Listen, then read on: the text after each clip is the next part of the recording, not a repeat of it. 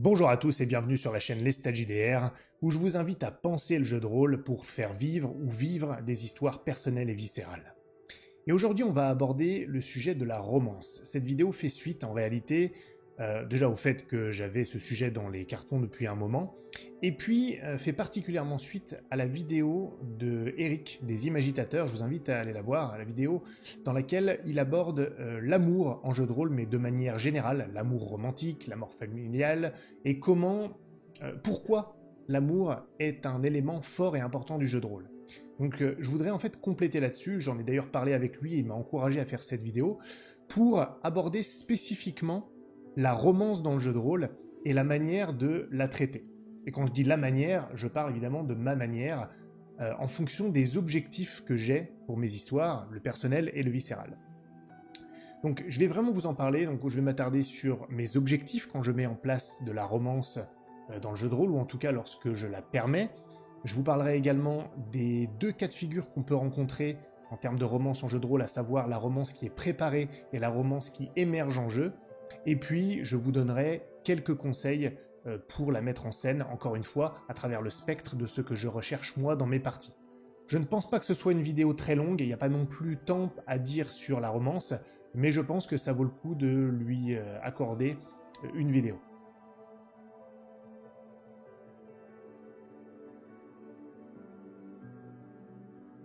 Alors, commençons par mes objectifs, parce qu'en réalité, vous ne pouvez pas envisager la romance dans le jeu de rôle sans savoir pourquoi vous mettez de la romance dans le jeu de rôle. Vous avez des gens qui vont jouer de la romance parce qu'ils ont envie de jouer de la romance. Ils vont faire des parties où la romance va être un point central du jeu de rôle. C'est un peu comme dans les films ou les livres de romance, on sait que la romance va être centrale, c'est le sujet de l'histoire. Ce n'est pas mon objectif. La romance, pour moi, ça va être un moyen plutôt qu'une fin. C'est vrai que si toute l'histoire est centrée autour de la romance, ça va pas vraiment m'intéresser. Pourtant, j'aime beaucoup intégrer des éléments de romance dans mes jeux de rôle pour servir mes objectifs. Alors quels sont les objectifs ? Eh bien, le premier objectif de la romance va pour moi être de servir l'histoire. Ça paraît très bateau comme objectif, mais c'est important que la romance ne se suffise pas à elle-même, qu'elle s'intègre dans une histoire et qu'elle exacerbe les thématiques ou les éléments intenses de l'histoire qui va se dérouler. Sans pour autant d'ailleurs planifier cette histoire, mais la présence de la romance va permettre d'ajouter l'intensité que je recherche. Intensité qui est d'autant plus nécessaire que mon second objectif, ou l'un de mes objectifs, est aussi bien sûr d'amener du personnel et du viscéral, vous le savez, des émotions fortes. Et la romance, c'est un élément très utile pour cela, parce que la romance relève souvent d'un amour fort qui peut générer de la colère, de la haine, de la peur d'ailleurs, hein, la peur pour l'être aimé s'il est en danger, vous voyez, ce genre de choses, tout ce qui tourne autour, la romance va pouvoir exacerber certaines émotions. C'est un facilitateur lorsqu'on recherche une expérience personnelle et viscérale dans les histoires de jeux de rôle. Ça ne veut pas dire qu'il faut en abuser, parce que si on en abuse, il va perdre de sa saveur, cet élément, mais on voit comment ça peut servir à relever des éléments standards du style de jeu que j'appellerais donc personnel et viscéral. Et puis, il y a un troisième objectif que la romance va permettre, en tout cas que j'ai toujours dans un coin de ma tête, c'est que je trouve qu'il est un élément qui va générer de la proactivité chez les joueurs. En général, pour qu'il y ait de la romance, il faut absolument qu'il y ait un investissement du joueur, qu'il participe à mettre en place cette romance, parce que je parle bien sûr de romance avec des personnages joueurs qui sont impliqués, soit avec des PNJ, soit avec des personnages joueurs aussi, entre eux, c'est beaucoup plus rare tout de même. Je pense même d'ailleurs l'avoir jamais vécu, à part en one-shot. Si, en one-shot, j'ai déjà eu ça.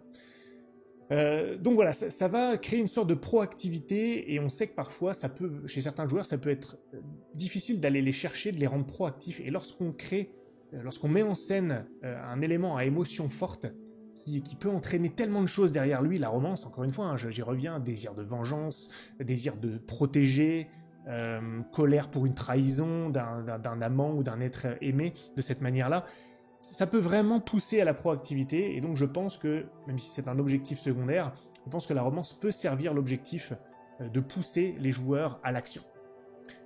Donc, vous le comprenez, pour moi, la romance, je le répète, ce n'est pas une fin, je ne fais pas du jeu de rôle pour faire de la romance, mais je suis capable de l'intégrer. Et pour tout vous dire, en particulier dans mes campagnes d'ailleurs, même s'il y en a parfois dans les one-shots, mais pour servir l'histoire, mais c'est probablement un peu moins intégré à l'histoire. Dans mes campagnes, il y a quasiment toujours de la romance. Et quand je dis quasiment, c'est pour pas dire toujours, mais si je réfléchis, c'est très souvent présent, pour de nombreux personnages joueurs d'ailleurs, dans une même partie, dans un même groupe. Donc ça revient souvent, alors que je ne recherche pas spécifiquement le fait de jouer de la romance en jeu de rôle. C'est assez paradoxal, mais ça prouve à quel point c'est un outil extrêmement utile lorsqu'on veut générer ou faire vivre des histoires personnelles et viscérales.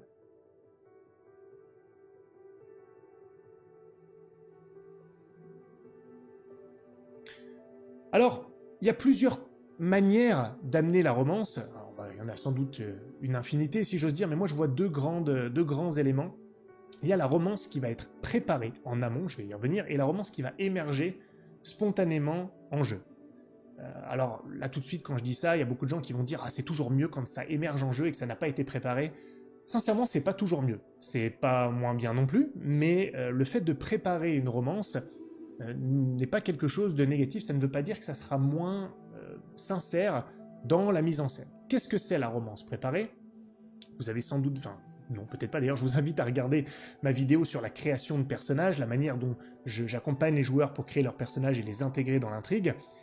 Et souvent, ce sont les joueurs qui, dans leur création de personnages, principalement dans les campagnes, je le disais, vont amener dans leur histoire ou dans les relations qui gravitent autour de leur personnage, vont amener un élément de romance. Ils vont parler, je sais pas moi, d'un fiancé ou d'une fiancée, d'un amour de jeunesse, qui n'est plus forcément vrai d'ailleurs, peut-être quelque chose qu'ils ont perdu dans leur passé. Bref, c'est rarement moi, dans ces cas-là, dans la romance préparée, qui vais préparer la romance d'une certaine manière. En revanche, lorsque le joueur m'en parle et souhaite intégrer cela, je vais forcément m'en accaparer d'une certaine manière. Je vais le réutiliser, donc je vais le garder en tête parce que ça va ensuite me servir. Et c'est aussi un signe de la part du joueur qu'il est prêt à s'engager au moins en partie sur ce terrain-là. C'est un élément important parce que la romance en jeu de rôle, on sait que ça peut mettre mal à l'aise. On est plus ou moins à l'aise avec le sujet. Moi-même, je n'aime pas forcément m'épancher sur les moments de romance, je vais y revenir dans la partie mise en scène, même si je peux le faire quand même, je le fais avec parcimonie.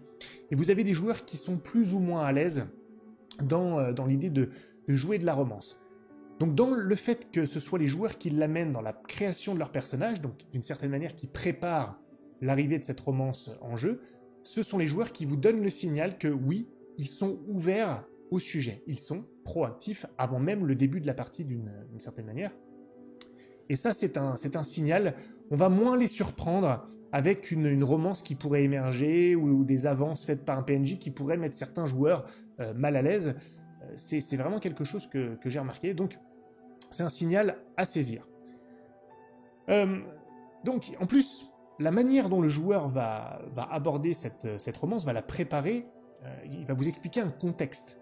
Donc, il vous donne déjà des indices sur comment il veut que cette romance apparaisse en jeu. S'il est marié, par exemple, qu'il a une femme, bon, c'est quelque chose, ça va être de l'amour profond et durable, on va peut-être pas forcément jouer la folie amoureuse, peut-être qu'il sera plus à l'aise avec le fait simplement que voilà, il a une famille, il a une femme, et donc ça va créer une dynamique de relation, peut-être même un aspect familial autour de cette romance, ou peut-être qu'il va vous parler d'un personnage qu'il convoite, où là c'est un signal peut-être qu'il est prêt à jouer la phase en amont, qui est souvent celle avec laquelle on peut être le plus mal à l'aise en jeu de rôle, la phase de séduction, ce genre de choses. Vous voyez, la manière dont il vous parle de la romance, le joueur, vous indique comment vous allez pouvoir l'amener, on donne des indices sur comment vous allez pouvoir la mettre en scène durant la partie. Donc ça, c'est de la romance préparée. On est aussi moins obligé, à mon avis, de la jouer lorsqu'elle est ainsi préparée. Elle peut être suggérée, elle peut influencer un contexte. Je vais vous donner quelques exemples. Elle peut donner même des idées, des pistes d'intrigue, et donc elle peut s'imprégner un peu de votre histoire, elle peut être un peu partout, sans pour autant qu'on ait besoin de jouer la romance. On va sentir qu'elle est là, parce qu'elle est motrice, elle est la raison de certaines actions, de certains objectifs personnels des personnages, donc elle va toujours être là, on va la sentir, elle sera présente, pour autant on n'aura pas l'obligation de la jouer, de la mettre en scène en avant systématiquement. Donc c'est un bon moyen, la romance préparée, pour qu'elle fasse partie je dirais, des engrenages de votre histoire, qu'elle en constitue une partie. Je vous donne quelques exemples de romances préparées, plus ou moins, que j'ai eues. Ce sont encore une fois que des exemples, parce que j'en ai eu pas mal dans mes parties. On a eu Mylsandre, qui est un personnage de ma campagne Au nom des pères, qui m'a parlé dans son historique, enfin, la joueuse évoquait le personnage d'Armand, qui était son amour de jeunesse lorsqu'elle vivait dans un camp de battleurs. Pour autant, elle l'a perdu de vue depuis, d'ailleurs, elle le pensait mort. Donc, ce n'est pas de la romance au temps présent, mais ça fait partie de son histoire, et ça m'a permis de puiser là-dedans pour ramener cet ancien amant dans l'histoire, de le lier à l'histoire et de le faire émerger à un moment. Et ça a donné des scènes intéressantes, je spoil un peu, mais notamment parce que, bon déjà il était lié à l'histoire, je vous passe les détails, et puis à un moment, il y a eu un meurtrier, et pour diverses raisons, les soupçons pouvaient se tourner vers ce Armand. Et c'est là que la romance, elle était importante dans la partie, sans pour autant qu'elle soit nécessairement jouée, même si elle l'a été un petit peu, mais on reviendra sur la mise en scène après, parce que les soupçons qui pesaient sur lui, de la part des joueurs, avaient une tonalité bien particulière, enfin de la part de la joueuse notamment, parce que justement, elle avait ce passé romantique avec lui. Ça donnait une couche supplémentaire qui rendait la romance bien présente, à travers un autre élément d'intrigue, sans pour autant qu'on ait besoin de jouer cette romance. C'est ça que j'essaie de vous faire comprendre, vous le savez sans doute, la romance peut exister en jeu de rôle sans qu'elle soit mentionnée et qu'elle soit elle-même le sujet. Elle va transformer, modeler, influencer d'autres types de thématiques, comme celle dont je viens de vous parler. On a eu également un autre type de romance préparée. Dans ma campagne Les Larmes de Mornejour, j'ai un joueur qui jouait un personnage féminin et qui, dans son concept, m'expliquait que son personnage avait un fiancé, qui était un soldat d'un autre duché. Le duché est d'ailleurs où allait se dérouler la campagne, ça le joueur le savait, et que ce fiancé avait disparu. Et donc c'est devenu la motivation personnelle, on va faire du personnel et viscéral, de ce personnage, du personnage joueur, de s'intégrer à la campagne et de suivre un autre personnage pour arriver dans ce duché d'où venait son fiancé. C'est sa raison personnelle à elle d'être présente pour retrouver son fiancé qui avait disparu à un endroit où elle avait quelques indices.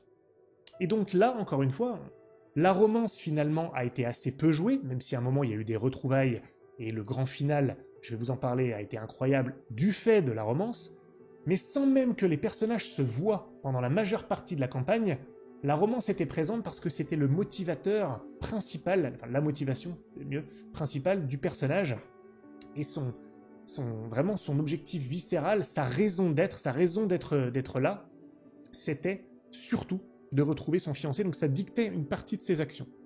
Alors on me dira, pour certains, ça dictait ses actions, donc c'est dirigiste. C'est en tout cas quelque chose qu'a choisi le joueur, et donc moi, ça m'a poussé à mettre en scène plein de choses autour de cette romance, à expliquer pourquoi il avait disparu, et à en faire un sujet quand même important, en tout cas le fiancé, à l'intégrer à l'histoire, pour que cette romance, justement, trouve son lien avec l'histoire plus, on va dire plus standard, mais plus principale. Autre type de romance que j'ai eu, avec ce même joueur d'ailleurs, sur un autre personnage, dans la campagne Les Enfants du Fleuve, le personnage de Gauvin. Lui, dans les relations qu'il avait, il a mentionné un personnage qui était une amie, donc qui n'était pas une relation romantique, mais il m'a dit qu'il se tournait autour et lui, il la convoitait, il y avait un petit jeu entre eux comme ça, et la relation était entre deux eaux, de cette manière, sans qu'il y ait eu... Donc là, ça changeait la chose, parce que ça voulait dire que lorsqu'il y aurait des interactions avec ce personnage, il faudrait un petit peu jouer cette pseudo-romance dans le roleplay, ces petits flirts qui pouvaient exister, pour justement le mettre en scène. Ça avait moins d'impact profond que les deux autres romances que j'ai mentionnées, parce qu'on est plus sur du jeu, mais on était sur quelque chose qui pouvait, finalement ça n'a pas eu lieu, faire évoluer potentiellement une relation et faire émerger une romance au sens plus strict du terme.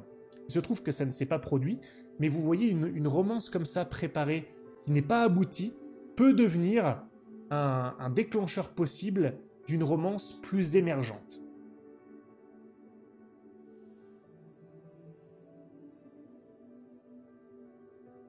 Et c'est ce qui va mener donc au deuxième aspect de la romance, en tout cas la deuxième manière de l'envisager, c'est lorsqu'elle n'est pas du tout préparée et qu'un PNJ, déjà connu du joueur ou pas, va susciter un intérêt de la part d'un joueur et peut devenir un intérêt romantique pour son personnage. Là, c'est la force des choses, les relations qui vont faire émerger potentiellement une romance, et là, ça implique fortement une volonté du joueur d'aller pendant le jeu dans cette direction. Donc c'est le joueur qui va appeler d'une certaine manière la romance, chose qu'il ne ferait pas forcément s'il n'était pas à l'aise avec ça. Donc là encore, le MJ doit être à l'écoute pour peut-être capter les signes et aller dans ce sens-là. Et ce qui est intéressant avec ce type de romance, c'est qu'effectivement, elle émerge de manière organique. Je l'ai dit, c'est pas forcément mieux qu'une romance plus préparée, mais c'est quand même une surprise intéressante, ça va dans une direction qu'on n'avait pas forcément soupçonnée, et on en revient à mon objectif de tout à l'heure, générer une proactivité chez le joueur, ça le fait très bien, parce que si lui, il a un intérêt comme ça vers un personnage, un PNJ, et il se dit que ça peut être une évolution romantique intéressante pour son personnage à lui, il va proactivement lancer les choses. Alors, la balle peut aussi être dans le camp du maître du jeu, mais ça je vais y revenir dans la troisième partie sur comment mettre en scène une romance. Encore que, je pourrais vous en parler là aussi, comment faire en tant que MJ si vous voulez amener les joueurs à envisager le fait que la romance est possible, sans pour autant leur imposer le choix, s'ils ne sont pas proactifs. Eh bien, il faut tendre des perches. On peut très bien avoir un PNJ qui va être entreprenant, plus ou moins subtilement, on n'est pas forcément dans de la grosse drague bien grasse, mais avec des petits signes, de simples regards, si c'est dans une fête ou quelque chose, sans aller plus loin, et là, le personnage va pouvoir saisir la perche qui lui est tendue si il le souhaite. C'est une possibilité. Montrer aux joueurs que ce sujet est une possibilité. Même si, encore une fois, l'objectif n'est ici pas forcément que ça devienne le sujet de l'histoire. Ça pourra en devenir un des éléments moteurs, comme on l'a vu précédemment. Alors, le risque avec une romance un peu émergente, c'est justement qu'elle crée un malaise, parce que, soyons honnêtes, c'est un concept dans le jeu de rôle avec lequel on est tous plus ou moins à l'aise, hein, il y a des différences, et donc si elle émerge comme ça spontanément sans qu'elle ait été préparée, donc on ne s'y attend pas, ça peut plus facilement déraper, donc il faut simplement le faire, à mon avis, avec une certaine prudence. Je vais vous donner un exemple d'une telle romance qui m'est arrivée, alors là c'est dans une campagne beaucoup plus ancienne. J'ai un joueur qui avait sauvé une jeune femme, la fille d'une famille pour laquelle il œuvrait et qui avait été enlevée justement pour faire pression sur la famille. Elle a été enlevée dans des conditions absolument atroces. Et naturellement, le joueur a pris la protection de cette jeune femme. Et puis il y a une sorte d'ellipse. Et je crois il me semble dans mes souvenirs que c'est le joueur qui disait qu'il lui rendait visite régulièrement pour voir comment elle allait. Et on s'est dit que ça pouvait être intéressant que la relation ait évolué vers une relation un peu romantique. Et finalement, il se trouve que dans l'histoire, ils se sont fiancés et même mariés, hein, ça fait partie de l'épilogue du personnage. Il n'y a pas forcément eu un jeu. Dans le jeu, la romance n'a pas forcément été extrêmement jouée. De manière surprenante d'ailleurs, puisque c'était une romance émergente qui a été moins jouée que les romances préparées dont je vous ai parlé tout à l'heure, au cours du jeu. Néanmoins, ça a eu un fort impact durable sur l'avenir du personnage, et pour tout vous dire, il avait accumulé d'ailleurs des points de folie, ce personnage joueur, et on avait déterminé qu'il était dépressif, sauf lorsqu'il était proche de l'être aimé, et donc il avait une sorte de dépendance à cet être aimé. C'était assez particulier, donc c'est une romance un peu étrange, mais c'était intéressant à mettre en scène, et ça avait une influence profonde sur le personnage joueur, sans forcément, encore une fois, qu'il y ait une interaction de romance. Alors, vous allez maintenant finir par croire que je ne fais que fuir l'interaction romantique dans les jeux de rôle, parce que je n'ai de cesse de parler du fait que ça peut avoir un impact sans forcément qu'on la mette en scène au sens strict du terme, mais bien sûr, on peut le mettre en scène, et on en arrive à cette dernière partie, comment mettre en scène une romance.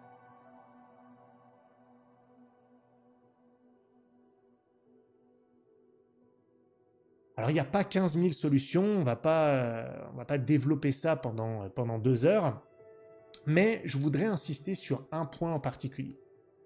Pour que la romance fasse vraie, je pense quand même qu'il est de bon ton de la jouer à certains moments et que certaines scènes, pas forcément nombreuses, soient dédiées à l'expression de cette romance pour qu'elle se solidifie, qu'elle prenne corps dans le jeu, qu'elle ait l'air réelle, qu'elle ne soit pas simplement quelque chose dont on a parlé et qu'elle ait un vrai impact sur le roleplay. Donc là, ça nécessite effectivement qu'il y ait un investissement un peu de tout le monde et que soit qu'on soit totalement à l'aise avec ça, soit que l'on passe outre un certain malaise. Donc il peut y avoir des scènes. En revanche, ces scènes qui vont être jouées et qui vont mettre en scène la romance ne sont pas forcément longues, ça peut être des scènes courtes, et il suffit de pas grand-chose pour exprimer cette romance et la rendre véritable. Un détail suffit. Une interaction entre deux amants où, je sais pas moi, l'un avant de partir au combat a quelques mots d'amour pour la personne, ou même simplement lui parle de l'intrigue, si j'ose dire, des choses un peu pratiques, et puis un moment avant de partir, il lui dit au revoir et simplement il lui caresse les cheveux, ou il lui caresse la joue, ou ils se font ils s'embrassent, sans même forcément rentrer dans le détail et s'épancher là-dessus, on peut arriver à montrer que cette romance existe, plutôt même à rappeler qu'elle existe. À titre personnel, je vous l'ai dit un peu tout à l'heure, je ne suis pas forcément friand des scènes où la romance prend une part importante et où on s'épanche beaucoup sur cet aspect avec de grandes démonstrations qui durent longtemps. C'est vraiment pas mon genre. Pour autant, j'ai eu quand même pas mal de scènes, notamment avec les exemples que je vous ai donnés tout à l'heure. Je pense à Mylsandre et Armand qui ont eu un moment, même un contact, comme ça il lui a caressé les cheveux, et dans la manière de parler aussi, sans forcément que ce soit des déclarations et que ce soit une discussion directe liée à la romance, même quand on parle de choses, des choses à faire, de l'histoire, de l'intrigue et tout ça, ça peut être dit d'une manière où l'un des personnages va être protecteur, il va lui dire qu'il pourrait pas supporter qu'il lui arrive quelque chose, ou il va vouloir venir avec elle. Vous voyez, la romance va être montrée plutôt que dite dans ce cas-là, parce qu'elle va avoir une influence sur l'attitude d'un personnage, que ce soit le personnage joueur ou le personnage non joueur, en ce sens que son attitude aurait été différente pour un même sujet s'il n'avait pas aimé la personne. Donc il suffit de pas grand-chose pour le rappeler. Donc comme je vous dis, alors j'ai eu quelques exemples. Si je reprends l'exemple de Serra et de son fiancé, je vous en parlais tout à l'heure, à un moment ils se sont retrouvés, le joueur a retrouvé son fiancé dans la forêt, en plus il était condamné plus ou moins, et donc bon, il y a eu une interaction pour qu'il lui explique qu'il était contaminé par quelque chose de vraiment mauvais, que son temps était compté.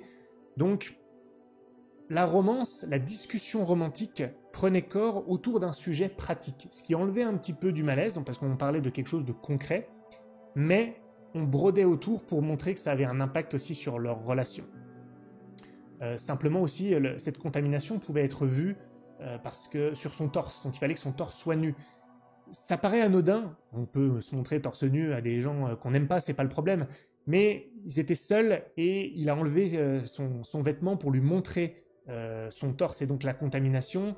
Elle a regardé, ça s'est arrêté là, mais cette intimité, ce contact rappelait l'existence de la romance et donc la relation privilégiée entre les deux personnages, et ça a complètement exacerbé l'intensité de la scène finale de cette campagne où le joueur du personnage féminin doit à un moment tuer, injecter quelque chose dans le cœur de son bien-aimé parce que en fait il est devenu lui-même part de l'engeance, donc le grand méchant. Là ça a l'air tellement gnangnan comme ça, mais c'était vraiment épique. Il y avait la romance s'est mélangée à l'épique en réalité, et ça a été possible grâce aux quelques scènes qu'il y a eu entre ces deux personnages.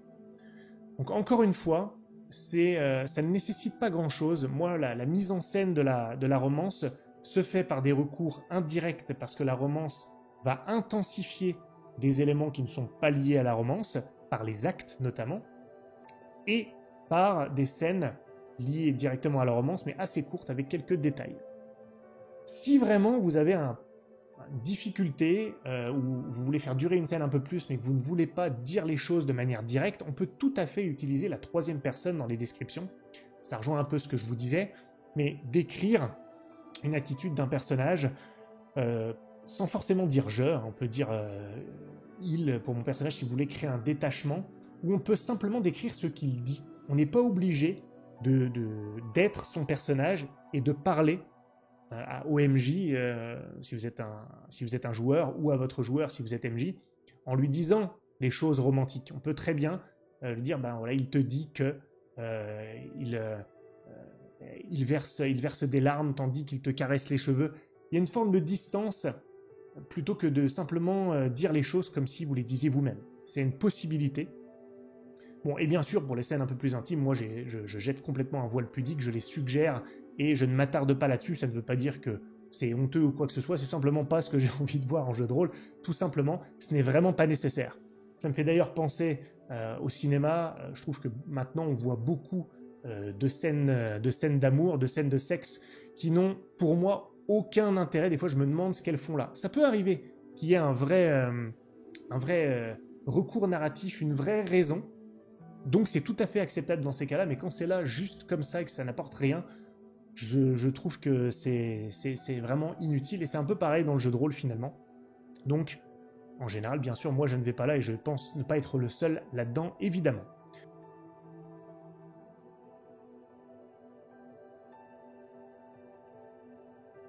Donc inutile de développer un petit peu là-dessus. Donc voilà, la romance, je pense que je vais m'arrêter là, ça suffit. C'est un élément qui est vraiment important, j'y ai recours souvent. Mes joueurs, spontanément, y ont aussi recours très souvent. Je pense aussi à autre chose qui s'est passé, ça permet aussi ça permet du drame.